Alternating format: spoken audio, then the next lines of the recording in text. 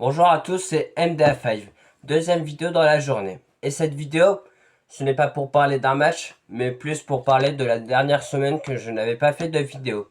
Donc bonne vidéo à tous. Commençons. Le Real Madrid s'est imposé 2-0 face au Real Oviedo, mais Kylian Mbappé, juste après le match, dit aux journalistes que selon lui, Alvaro Arbeloa aurait dit que c'était le quatrième attaquant, donc ça montre clairement que c'est encore de la provocation, clairement. Donc ça montre que c'est n'importe quoi. Kylian Mbappé, tout ce qu'il a fait en 2026 impose, c'est-à-dire à la Madrid lorsqu'il perd 2-0 pour montrer que sans Kylian ils sont rien. Euh, Kylian Mbappé qui détruit Alvaro Arbeloa. Franchement, je sais pas ce qui lui arrive à Kylian, hein, mais il est en pétard, hein. Mais voilà. Donc le Real Madrid s'était imposé 2-0 sur un but de je ne sais plus qui. Donc je ne vais pas vous dire. Et le PSG qui s'est imposé 2-0 face à Lens, qui a permis à Luis Enrique et à son staff et à son équipe de remporter encore une fois la Ligue 1. C'était mercredi et franchement ce match était incroyable. Les Lensois ils ont dû être un peu déçus. En plus j'ai vu les tifos qui disaient qu'ils étaient blasés que le match a été reporté car je sais pas si vous vous rappelez, je crois en demi-finale ou en je ne sais plus, c'était en Champions League. Et ils ont voulu faire une pause d'une semaine pour vraiment se concentrer sur la Champions League. Donc ils avaient eu l'opportunité que le match soit reporté. Donc les supporters lensois n'étaient vraiment pas contents. Euh, En vrai, je peux vous dire ça. Et, le genre...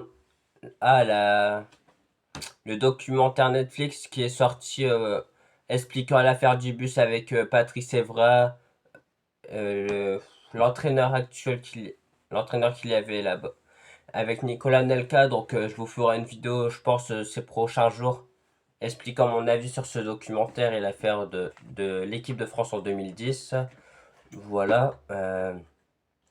En vrai, je vais vous parler des matchs ce week-end, puisque sinon ça remonte à trop longtemps, je trouve. Ah oui, le FC Barcelone qui avait perdu 1-0 en Liga, mais pour eux, je pense qu'ils s'en foutaient un peu. L'équipe était remaniée. Et clairement, je pense qu'ils voulaient se réserver pour la Coupe du Monde. Et aussi, le titre de Liga est déjà acquis, donc même s'ils perdent tous leurs matchs, rien ne change. Même s'ils avaient un objectif de faire 100 points, certes, ils n'auront pas 100 points, mais ce n'est pas si grave, tant qu'ils auront encore un trophée en plus. Donc voilà, voilà. Maintenant, je vais vraiment vous parler des matchs de ce week-end. Je peux notamment vous parler de la finale Manchester City-Chelsea que je vous avais déjà fait auparavant, où c'était un arbitrage tellement scandaleux qu'ils se sont pas remis. Euh, Après, qu'est-ce que je peux vous dire de plus? Arsenal qui va jouer ce soir pour voir si ils prennent la première ligue ou pas. Parce que s'ils perdent, ça peut être hyper dangereux et Manchester City pourrait essayer de prendre la première place. Donc attention à Arsenal ce soir face à Burnley. Mais sinon, ça devrait le faire. Hier, le match Real Madrid-Oviedo. Ah non, je dis des bêtises. C'était pas Oviedo, c'était Séville. Le Real Madrid s'était imposé 1-0 grâce à un but de Vinicius Junior à la 14e minute. Donc Vinicius Junior a marqué son dernier but de Liga cette saison. Et pour moi, pour reprendre le sujet des égaux au Real Madrid, soit Bellingham, soit Vinicius ou soit Kylian Mbappé doit partir parce que les deux ensemble ça ne s'entend vraiment pas et, et ça se voit sur le terrain. Et en plus, la saison du Real Madrid, elle est catastrophique dans tous les plans. Je vais vous expliquer tout ce qui s'est passé extra sportif. Euh, Rudiger qui tape Carreras parce qu'il croit que c'est la top. Donc en gros, le mec qui balance tout aux journalistes ce qui se passe au vestiaire. Mais non, je pense pas que ce soit lui. Ça a été prouvé que c'est Dani Ceballos et, et un autre joueur qu'on connaît pas encore son identité. Ensuite, la bagarre, comme je vous ai déjà fait une vidéo, Aurélien Tchouameni, Federico Valverde, le discours de Kylian Mbappé à dire à la Madrid à la 2 lorsque son équipe perd 2-0 face au Barcelonais pour montrer que sans lui on peut rien faire. Encore une fois, Kylian, lorsqu'il dit ouais, Arbeloa, me considère comme le quatrième attaquant de l'équipe. Lorsque Florentino Pérez fait une conférence de presse pour expliquer, où il fait un peu le facho en insultant une femme en disant qu'elle ne connaît rien dans le foot puisque c'est une femme. Franchement, au Real Madrid, rien ne va. Le licenciement de Xabi Alonso, alors que pour moi c'était une bonne prise, parce que Vinicius et Valverde et certains autres joueurs ne s'entendaient pas ensemble. Euh, Bellingham qui a un ego surdimensionné. Franchement, tout ce que je dois dire pour le Real Madrid et aussi pour l'OM, c'est pas mieux, hein. Donc voilà.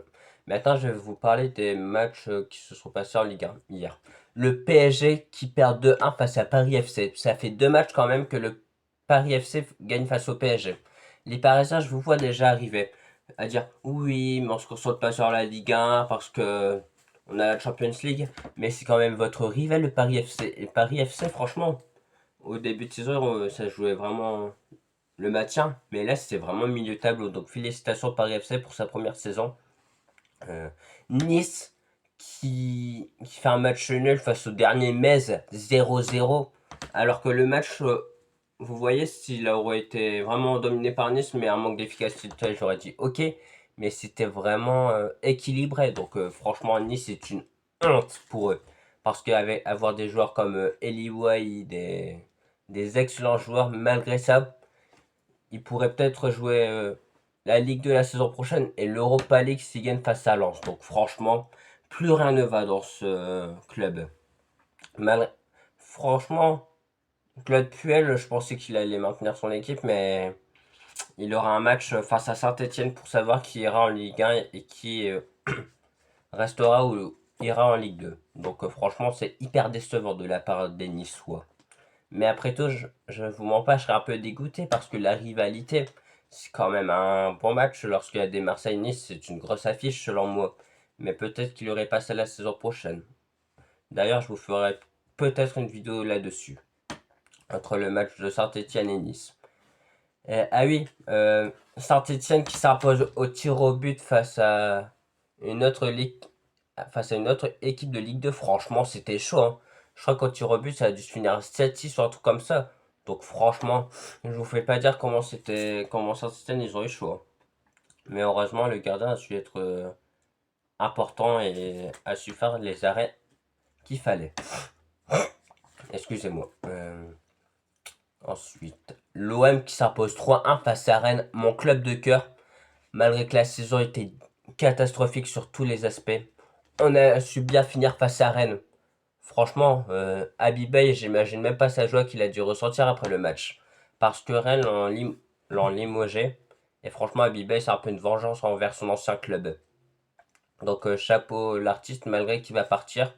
J'ai peur que ce soit le dernier match pour Mason Greenwood avant qu'il parte dans un autre club. Car on l'a même pas dit encore, c'est dommage, car on ne sait pas s'il perd cette saison ou pas. Cet été. Donc, prions pour qu'il reste. Et franchement, j'étais hyper content. Car dès la deuxième minute, Hochberg se positionne comme si c'était un attaquant avec une reprise tout simplement magnifique. Mais c'est pas pour ça que je veux qu'il reste. Moi, je veux quand même qu'il parte parce que tout ce qu'il a fait de mal à mon club, ça, je peux pas le pardonner. 10e minute, le, le gardien rennais qui a remplacé Brissamba car il s'était pris une explosion avec trop de cartons jaunes. Le gardien remplace Brissamba, il a fait un match plutôt assez moyen parce que à la 10e minute, il fait une grossière erreur qui permet clairement à Mingueri de marquer son but plutôt assez facilement, malgré une bonne pression d'Amingueri. Qu'est-ce que Et le troisième but pour Marseille, c'est clairement Aubameyang parce qu'il a quand même eu pas mal d'occasions, mais ouais, il a eu trois occasions, il en a mis qu'une seule. Mais au moins, il a sûrement marqué son dernier but au Vélodrome. Et merci pour tout, l'artiste. Et je sais pas si vous vous rappelez, ça fait deux fois qu'on bat Rennes cette saison, malgré que le premier match qu'on aurait voulu éviter, où il y avait la bagarre entre Roux et Rabiot. Mais c'est ainsi, c'est du passé. Donc voilà, voilà. Ah oui, Monaco, à un moment, il gagne 4-1. Il se faut remonter honteusement par Strasbourg 5-4. Franchement, c'était un match exceptionnel en remontada. Mais je me demande, ça aurait été Marseille, là, on les aurait critiqués hein, dans les médias. Mais puisque c'est Monaco, j'ai l'impression que ça passe inaperçu. C'est une dinguerie, hein. Alors que quand même, Monaco, c'est pas n'importe quelle équipe de France, hein. Mais non, on leur laisse tranquille. Après, c'est parce qu'ils ont moins de popularité que Marseille. Donc je pense que ceci explique tout. Et voilà, voilà. Ensuite, ah oui, Lille qui perd 1-0 face à Auxerre. Franchement, Auxerre, la saison dernière aussi, ils avaient gagné face à un conquérant pour l'Europe. Franchement, Auxerre, c'est clairement mérité qu'ils restent en Ligue 1. Parce qu'ils ont entrepris beaucoup de choses. Ils méritaient que cela. Donc bravo à Auxerre. Ensuite, je sais que j'aime bien dire ensuite, bref.